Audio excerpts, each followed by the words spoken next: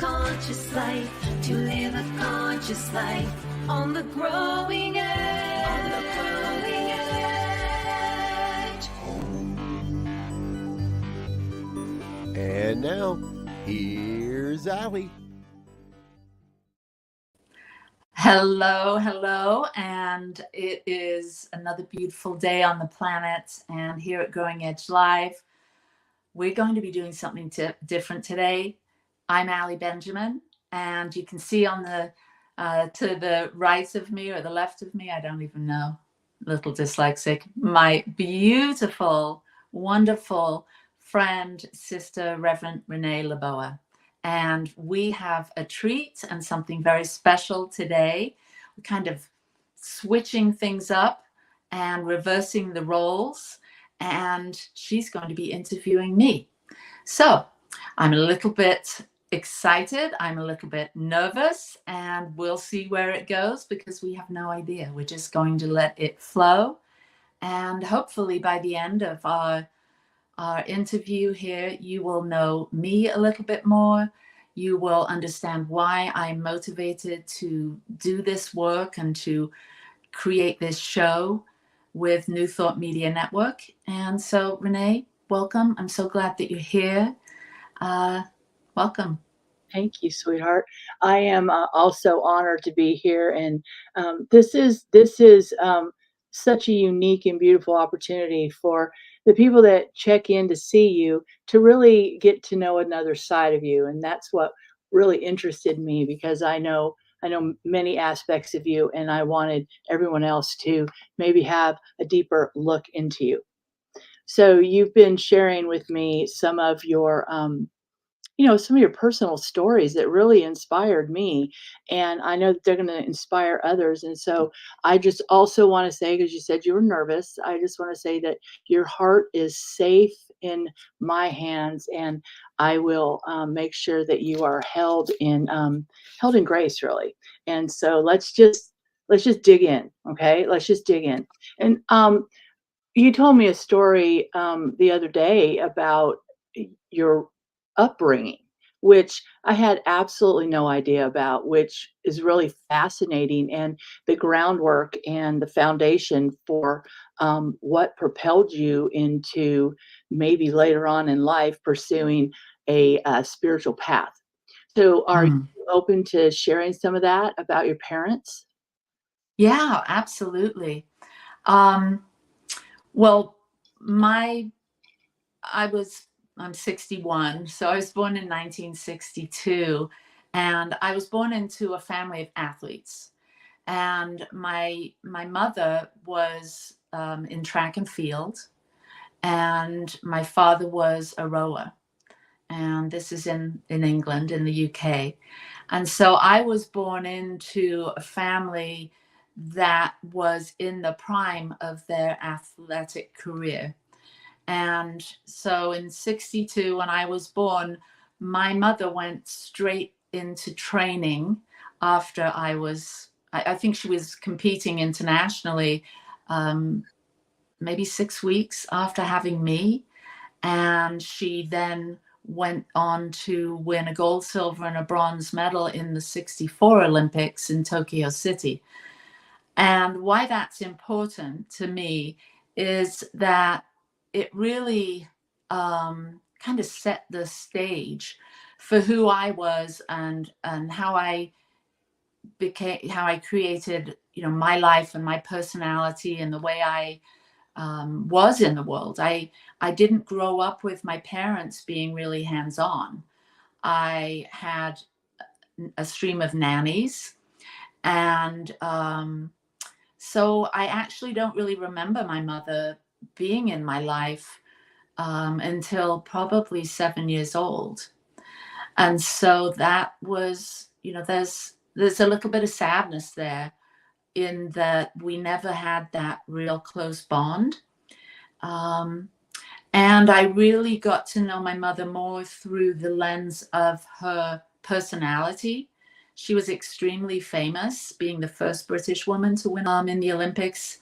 And the British media is really, they love their celebrities. And so there was a lot of, tabloid stories about her. I remember hearing about Mick Jagger being interviewed and saying that Mary Rand, that's my mother's name, or was his dream date. If he could date anyone in the world, it would be my mother. So I always thought that was really interesting. And so then my mother and father separated, and when I was 5 years old. And so it was just me and my dad. And my mother moved to America and married a gold medal decathlete. So again, very immersed in that athletic mindset, that very focused, very driven, very successful, very, very into, their own lanes. And whilst that was hard for me as a child, it was also very inspiring for me to see what was possible. Like, I grew up thinking and I was capable of doing anything. And I grew up thinking that I didn't need anyone to support me in that necessarily. So I have always had this very independent spirit, and a hole in my heart. I think, my mother leaving was really my first heartbreak. Not having that support as a child really impacted me. And I think also you asked about, why this was integral to my spiritual leanings. I think because when you don't have your parents there to mirror back to you how much you're loved, who you are, what you're good at, what you're not so good at, when you don't have that mirror going on, you don't really get a sense of yourself, who you are as a child. So I had a constant wondering who I was. And so that was, I think, really, that age-old spiritual question, who am I? When I heard that way, way later on in my life, in my late 20s, that really stuck with me. I wanted to find out, because I hadn't really found out as a young one. You told me about I think you said it was your first mystical experience when you were a child. Do you remember that in detail at all? Oh yeah, it was all wrapped up in this time of my mother leaving. And back in the 60s, we were, during that time, there was a lot of fear, like there is right now, with, world power and wars and all of that. And in England, we had this great fear of that we were going to be attacked by Russia. And there was this, big fear, and it was talked about, and I must have picked that up as a little one. And so I was very anxious as a child and nervous about being safe. And then with my parents, not being around very much, that also added to that feeling of not feeling safe. So I remember my core feelings as a child were fear. Like, why am I here? What's this all about? Holy crap. We're not safe. None of us are going to get out of this thing alive. There was this doom and gloom and fear. And so this one day, my mother had come back to visit me, and we were staying at a friend's house. And I remember laying on the bed up in the guest room and having this deep mystical experience. It was so much more that I can really put to words.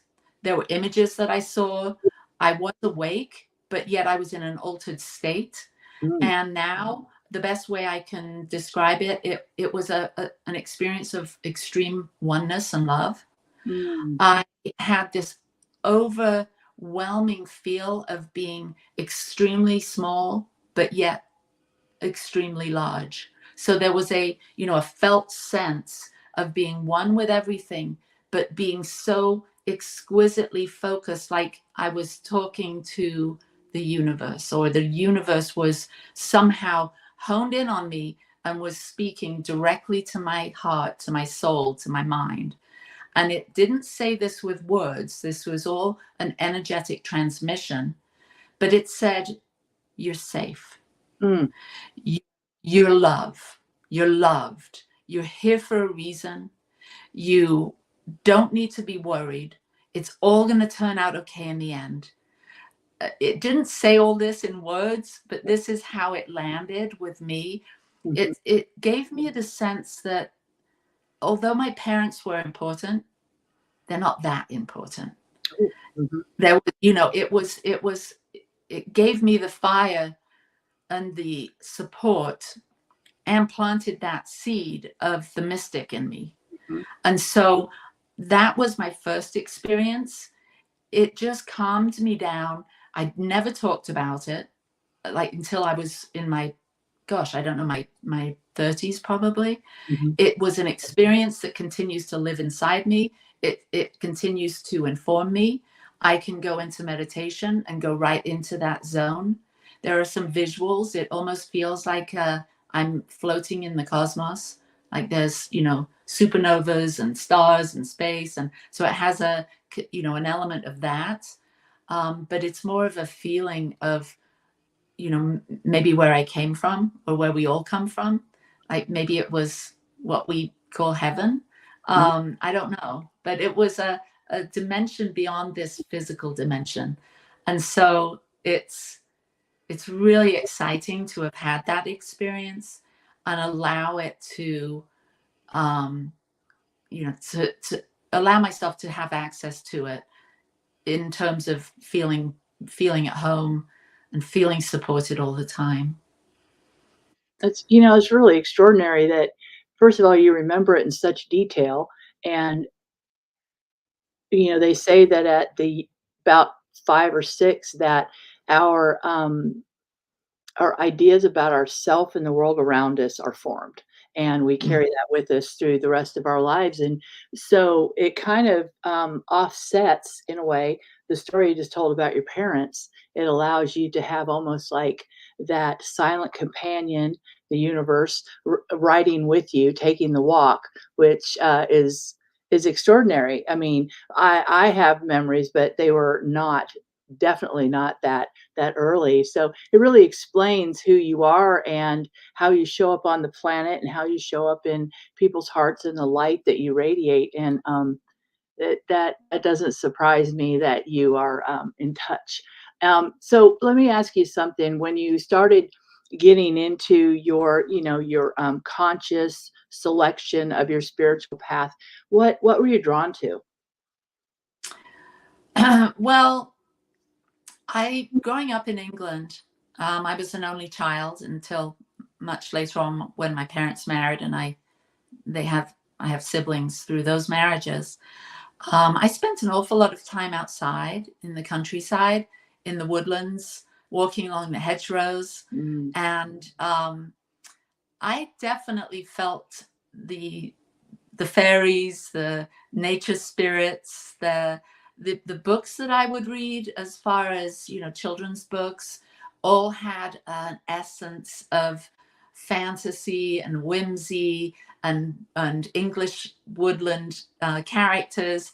And so being alone, being outdoors, being in nature, and feeling that I wasn't alone there either, that there were, you know, mystical realms. I really had a rich sort of fantasy life, but it wasn't so much fantasy, it was actually real. Mhm. And so that really led me to be very open to not just what was going on with the adults around me and with the kids at school, like the world that they seem to see. I seem to see more than at least my friends were telling me about.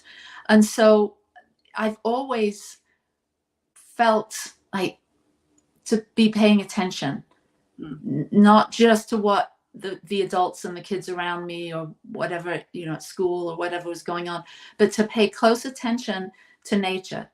And so, you know, that's really led me to feel like I've always been on a spiritual path.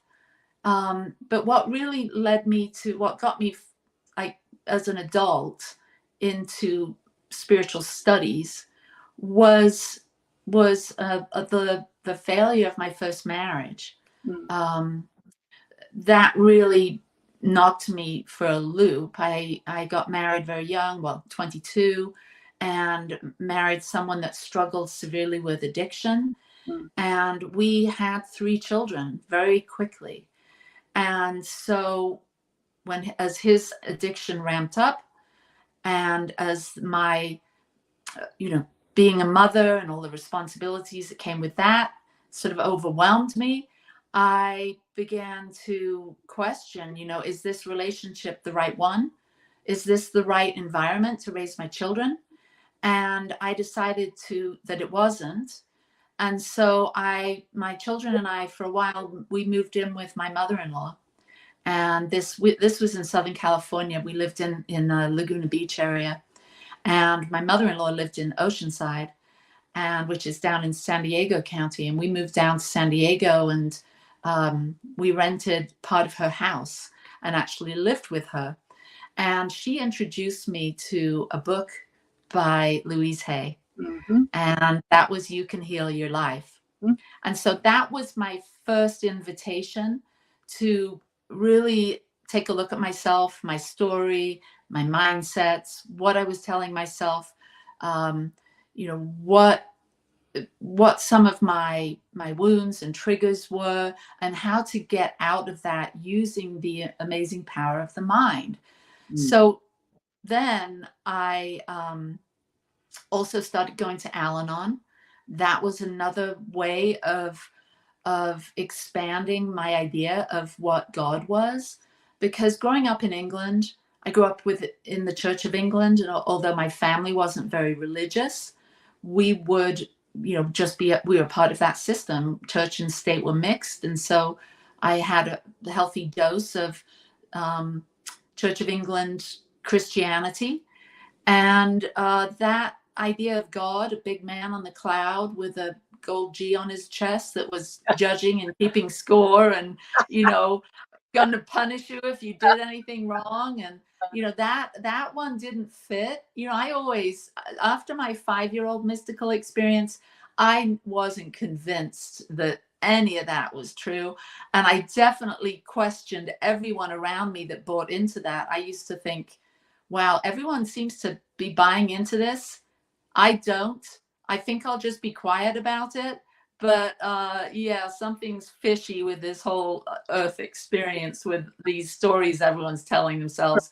Anyway, so Al-Anon opened me up to see God as a higher power. It started to give me some ideas of how I might reframe, restructure my ideas about what God is, or infinite organizing intelligence. It began to sort of loosen my ideas of what people had told me God is, to be more expansive. And that went along more with my mystical experience. So Al-Anon felt like home. I got to talk about, my role in the family disease of addiction. I got to see how the thoughts I was thinking, and how that was affecting my reality through the teachings of Louise Hay. And so one thing led to another, and I found I went to a swap meet, and I found this woman that was selling all these things, crystals and all of those things, which I really quite like. And she told me about this center in Vista in California. And I went to this center. It was a center for spiritual living. And that's where I first learned about science of mind. And that's where I was introduced to a whole new world. And ever since I stepped into that center, into this big new thought community, it supported me on my sort of spiritual journey, my mystical path. Whilst maybe we don't, drive on all cylinders on all those things, I definitely really appreciate what I learned from the many years of studying science of mind. And I did have a mystical experience on my first visit to the Vista Church, which was astonishing. I was sitting there, my kids were in the junior church part, and the singer came on stage, and I was like almost blown away. I kept looking around me to see if everyone else was seeing what I was seeing, but the singer was singing, and all of this blue like light was coming out of her voice, out of her mouth. It was, I'd never seen an aura or colors like this, but this peacock blue light energy flow was coming out with the notes that she was singing. And I was like rubbing my eyes. I thought I was hallucinating, going crazy, but I started to just relax into that and feel the energy of her being so, like it felt like she was so in touch with her spirit or her soul, that she was just, that energy of pure love and joy was coming out of her, and that's what I was experiencing. And so I think it was the universe's way of like luring me in to come back. It was like, ooh, come here and have another mystical experience. And so I kept going back, and that's how I got into my studies with metaphysics. It's as you're speaking, I love how people are drawn together who belong together. And not that our childhood stories are exactly the same, but part of our path and a lot of it is so very similar.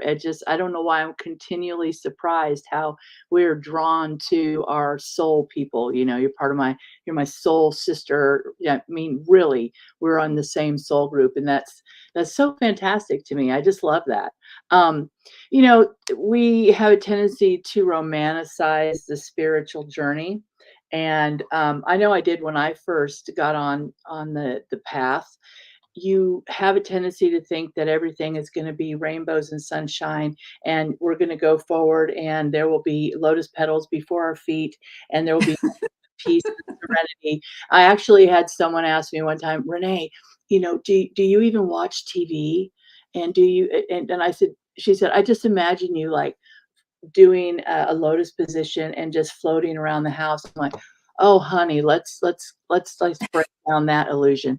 So I know that on your journey, you've had some incredible heartaches. You've had some incredible challenges. I know that you started the center and some other works, which I would like to talk about in just a minute. But I believe, as I know you do, that those challenges that break our heart, that break us open, um, actually become part of our lesson and become a deep, integral part of our journey and how we show up. So I know a little bit about, I know a lot about your I'm not going to say struggles, but your opportunities. Are you open to sharing? Um, Yeah, okay. absolutely. So just Yeah. take a big breath because I know it's Yeah,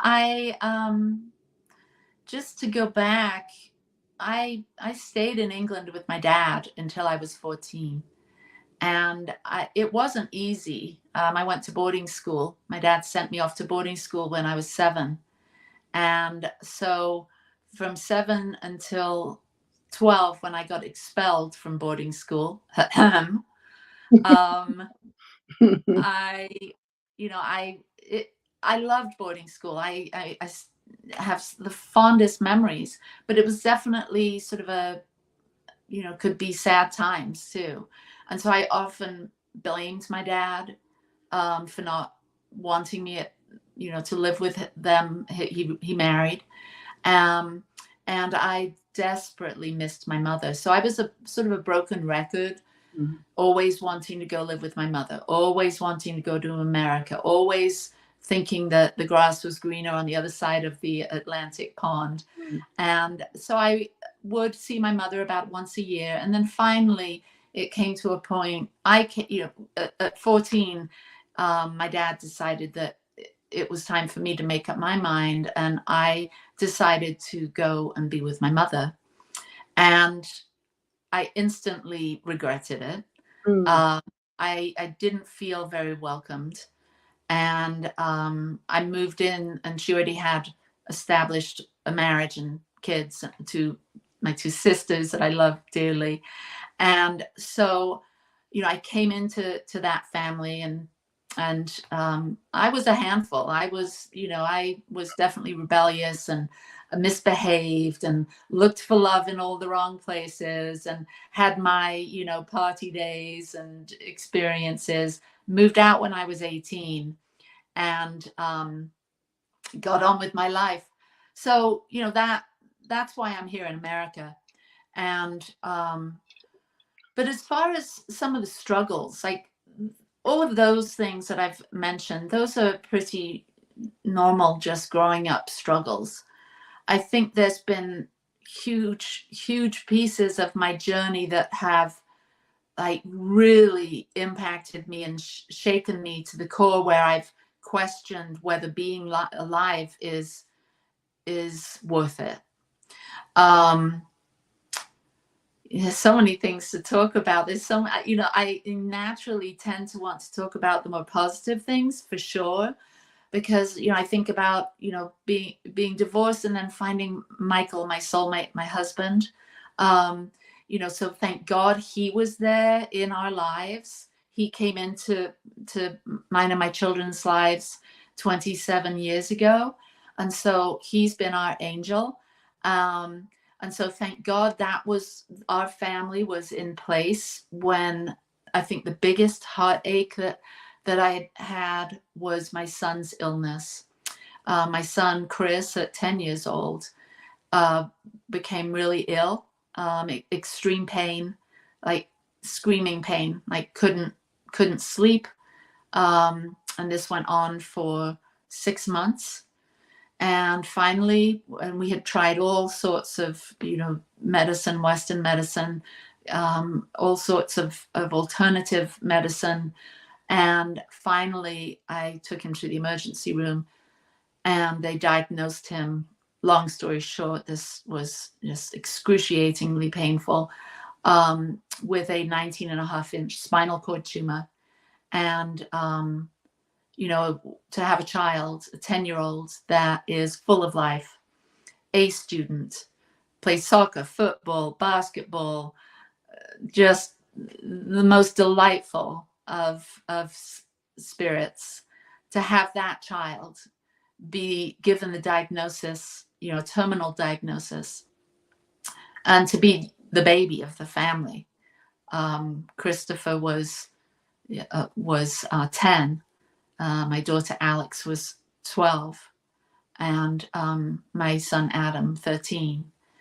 And so to get this news was devastating. So we, as a family, went through this terrible time of supporting Christopher through a lot of upheavals.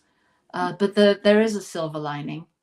And after 2.5 years of being in hospital and having major spinal surgeries, several, and rehab, flying to New York from California on an air ambulance. And I mean, there was just so many miracles along the way, having a doctor in New York do surgery on Chris that had the Dalai Lama come into the Beth Israel Neurological Institute in the Upper East Side of Manhattan and teach meditation to his nurses, who then supported us on Christopher's healing journey. We experienced so many devastations through this journey, but so many miraculous blessings. And he was given an 80% chance of after the surgery of being on a ventilator, and a 60% chance of even making it, surviving. And the great thing is, this happened back in 2001, and now we're 2023. And Christopher today is alive and thriving. He's done better than any of us could have imagined. We've always encouraged him to go for his dreams and his goals. He went through the University of Utah. He got his degree. He's gone back for his master's degree in political, I don't even know the title of his degree. And he works for the governor, and he is a budget analyst and is key to making this state of Utah running smoothly with his involvement in working with all the important branches of government and their budgets. And so I feel so blessed to have birthed him, to have supported him through his illness, through having him be a part of our family's healing and coming together and knowing what it feels like to go through such a heartbreak of seeing your child being able-bodied to being a quadriplegic and living a life in a wheelchair with, he lives independently. He moved out of the house when he was 17. And this young man has to take probably an hour just to get dressed every morning because of the difficulties he has manipulating his hands and his getting dressed. He drives. He's my superhero. And whenever I feel sorry for myself, I always have an opportunity to see, think about Chris and how he does it and how he struggles and how he's made it, even though it's hard to, be a young man that can't do the things you love because of your physical challenges, and to be a young man that has been able to navigate and negotiate life independently and friendships. He's got big group of friends, and I'm just so proud of him. And it gives me an opportunity to really question myself when I'm feeling sorry for myself, which I do on occasion. I think we all do. That's a new story that I did not know about you. You continue to be a phenomenon to me. I know there's been other things in your life that have broken you apart. And I want to talk about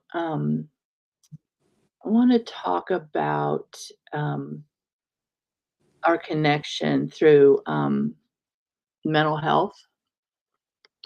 And I know that you have a huge heartbreak around that topic. And I don't know if you're open to talking about that this morning. If not, I completely understand. And Yeah. you are? Okay, good. Okay. Yeah. So you and I guess we should maybe clarify how we know each other. We met, Yeah. God, I don't know, 15 years ago maybe or so at a retreat in Arizona at the Franciscan Renewal Center. And you and I were there attending a retreat that was put on by an organization, the Affiliated New Thought Network, Anton. And we were probably new ministers or just stepping into those roles as spiritual leaders, spiritual directors in our own right. I was in, where was I living? Utah. And where were you living? I was here in Charlotte, North Carolina. Yeah. And so we connected within sort of a broader community of people that were really interested in being spiritual leaders.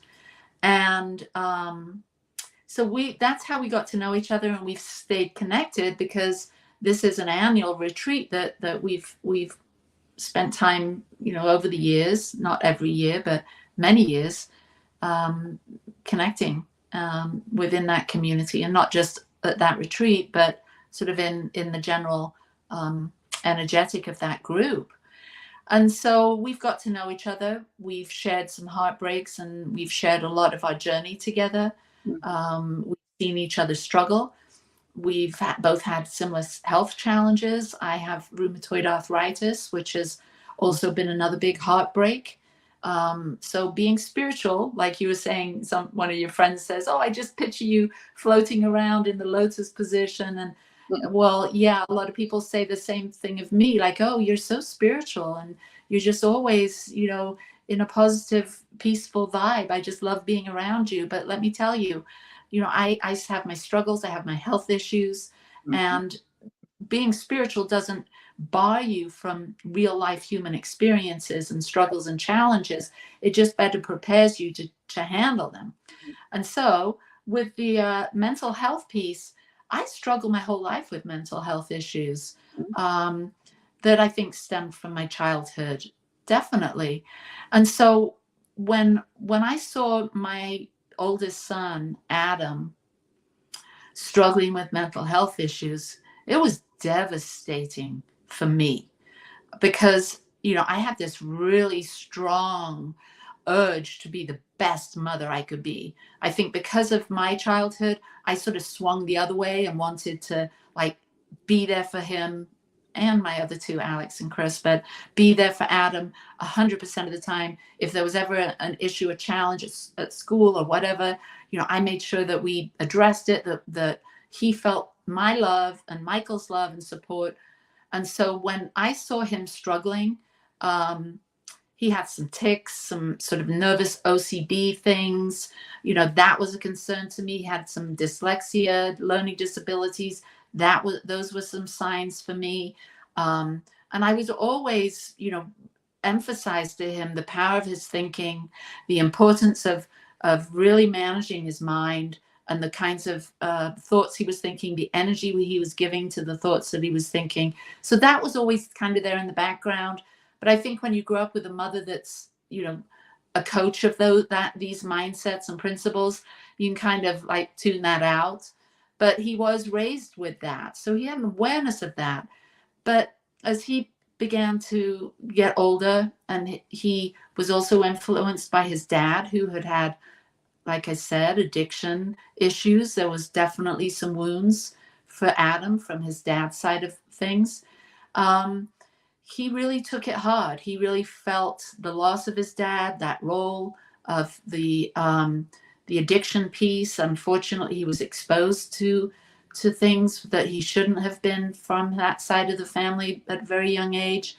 And by the time he was in his late 20s, he developed some back issues, some back pain, and was considering surgery. And it was very severe, and it would have caused him to not be able to work. And he was married. He had just had a child. And so he was struggling immensely with mental health challenges, depression, anxiety, this extreme pain in his back, the prospect of surgery and not being able to work and support his family, and his marriage, which wasn't on the, it was a bit rocky. And so he was in kind of this spiral. He'd also been using pain meds, alcohol, marijuana, and to cope with all of this. And as a family, we were just so at our wits' end. We didn't know how to support him. We would see him in his struggles. We would see him under the influence. We would see him trying to stay in that zone of who he was, because Adam was a beautiful soul. He was so attentive, and I say was because he isn't with us any longer. Adam would be someone that when you were with him, he was eye contact. You felt seen, and he may not talk a lot. He was extremely shy and introverted, but he saw you, and he'd always surprise you. Like maybe a month, a year later, he'd bring up something that you had said, you know, back then.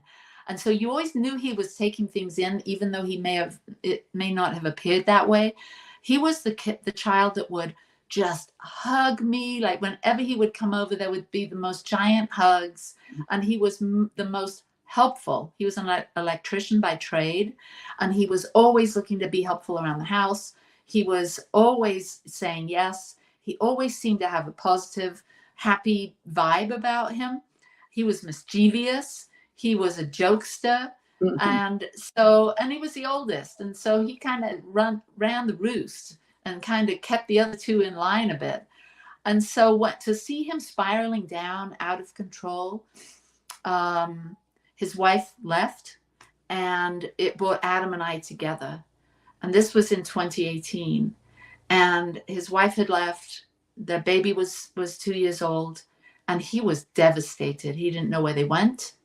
He knew that they were in the same town, but they, for whatever reason, and we were moving house, and I was wanting him to come over and help me fix things up. And so he was coming over, and my husband was working out of state. And so Adam and I had this month and a half of extreme closeness. And so I had the exquisite opportunity to be with someone that I loved more than anyone else. That's not true. I love it. My family, all of my children and my husband the same, but to that degree, one of the most,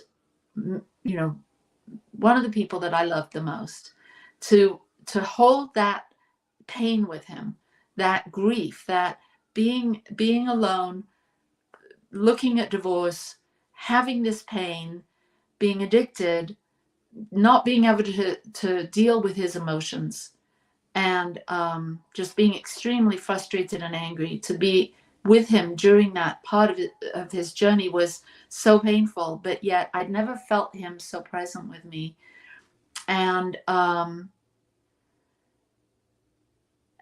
yeah, I remember the last conversation I had with him. We were in the bathroom together, and I was fixing the grout in the bathtub, and he was fitting in a vanity. And I said something to him, what's going on, Ad? And he said, I can't remember exactly what he said. I'm like going blank with just the memories of it. But in essence, it was, I said, it's going to be okay. You're going to make this through. We're here with you. And he said, but you don't know what's going on in here, Mom. You don't know what's going on in here. And I wish I had said, tell me everything. But I didn't. I said, Adam, you can't believe everything that's going on in there. Most of that stuff that's going on in there, it may not be true. And that's really what I remember about that conversation. And a couple weeks later, I had the pain of finding my son deceased.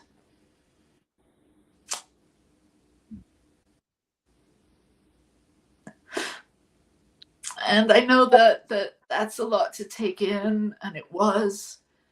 And I just want to say that even in that moment, there was this something in me that maybe harkens back to that early mystical experience, but there was a presence and a stillness in that moment that said, there's more than this. That this is going on here in this physical realm. But you and Adam and everything else, we're all connected in something bigger than this. And although his physical body is still here, his soul doesn't seem to be present, but it is. And so again, this wasn't like I'm hearing these words. It was something I was feeling in the moment, that this was going to be a whole new heartbreak, that this was going to be a whole new journey forward for my family and me. And this was going to be a whole new relationship with my son. And there was also a feeling that happened the weeks that followed. Okay, he wasn't that missing. He was with me. I got sign after sign after sign. Hawks would keep flying into my world. They would keep showing up. I mean, I've got so many, magical stories about connecting with Adam. I really feel that I've taken on a quest, his legacy, to not succumb to those darker moments, to really embrace my feelings and thoughts, and look at my mental health, and to support my children in their grieving process of losing a brother, and my husband losing a son, and really holding space to be able to grieve, to be able to feel our feelings, not deny them, and that there's always that yin and yang. There's always the light within the darkness, and there's always the darkness within the light. That is part of this very real third, fourth dimensional experience that we're having here on Earth. And so Adam is a great inspiration for me. I feel like he's my super Adam. He's like the one that I draw strength from. And yeah, although I wish he was here, I'm not turning back time, and I'm moving forward with the full understanding that we're still doing this together. I love you. I love you And I so love much. you. And thank you for trusting me with your soul today. And thank you for that vulnerability. And I know that there is someone out there who is tuned into your shows who will be touched by that, and they will be given strength by your stories, your pain, your vulnerability. And I just want to not to shift the energy too much, but I want to turn the show back over to you, since we are running out of time. But I thought it would be poignant to mention also that this show is being aired on Christmas morning. So that being the case, I want to turn this back over to you, and I would like you to just share what your thoughts are about maybe the holidays and the spiritual journey. And I know that you have created, you have a center, the thesatyacenter, and you have other foundations that you have caused out in the world that are helping people. So I give this back to you to close the show Yeah. out where you wish. Well, yeah, and thank you, Renee, for your generosity. It was your idea to do this interview, and when you remind me it's airing on Christmas, I'm like, oh no, am I going to be? I hope this isn't too much of a heavy thing to hear at Christmas time, but I hope that all of you watching really take this in the spirit that it was held in, which is the spirit of hope. And there is hope, and not all of us look forward to celebrating these holidays. We hear about Blue Christmas, and so there's the dark and the light within all situations. And I'm just thinking, my dad is coming in right now. My dad passed away on Christmas Day. Happy Transcendence Day, Dad. He passed away on Christmas Day in 2008. And so Christmas for me isn't necessarily all about the stories that a lot of religious people hold dear at this time of year. It's more of an opportunity of embracing the light and the dark. I seem to have a greater affinity to the solstice, which is on the 20th, 21st of December. And so for me, this time of year is a magical time of light and dark, embracing all of that, but knowing that we are all here to embrace this gift of life, to receive the gifts of the season. And there are so many gifts right now. I feel like this time of year, the veil is thin. So remember those that have gone before, your ancestors. Give thanks for everything that's come before you. That really has been your present, our present. And as we unpack this Christmas morning, the gifts that we receive, if we're in that Christmas tradition or whatever tradition you're in, I hope you receive this gift of vulnerability and honesty and light and love and hope. And again, thank you, Renee, and thank you to the producer, Michael, and New Thought Media Network. And Merry Christmas, Happy Holidays, High Holy Days to all of you, and love and light. Mwah. Peace and blessings.